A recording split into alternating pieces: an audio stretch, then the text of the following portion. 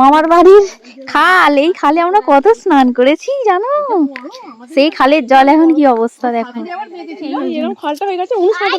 এই কত সুন্দর খালের জলটা ছিল, পুরো কাঁচের মতো, না নিচে বালি ছিল। এই জলে স্নান রান্না হতো বল দিদাদের। তুই সাঁতার কাটলে ছবি তুলে বলে দাঁড়িয়ে আছিস তো। সাঁতার কাট না, গাছেই ওঠে না। জল দেন না কেমন হয়ে গেছে। আগে কত সাঁতার কেটে এসে বল।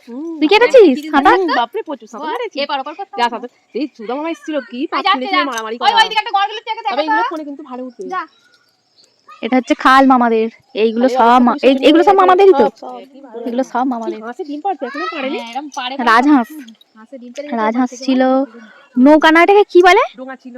নৌকা না ডোঙা ডোঙা ছিল। ডোঙা ছিল। এই খালটা দিয়ে চড়া হতো, কত আনন্দ হতো। জল যা মনে আছে? সেই সব আনন্দ কোথায় চলে গেছে, মনে কখন যাবে না ভোলা। মনে পড়ে যায়। 4 বছর পরে এসেছি মামার বাড়ি। দিদা যদি মরে যায় তাহলে আর আসা হবে না। সে আর অতীতের কথা বলছিস। একজন গানটা গান মনে করছে, সে আবার একজন উল্টো পাল্টা আমাদের খালের পাড়। ভাই আমাদের রিহান দাদা আসছে ছুটে। পড়ে যাবি না, আমি হয়তো অনেকক্ষণ থেকেই দেখেছি। হ্যাঁ তাহলে বলিনি কখন এদিকে কি এই দেখো ওই মাকে দেখা মাছ এবার আমাদের বাগান দিয়ে মাছ আসছে।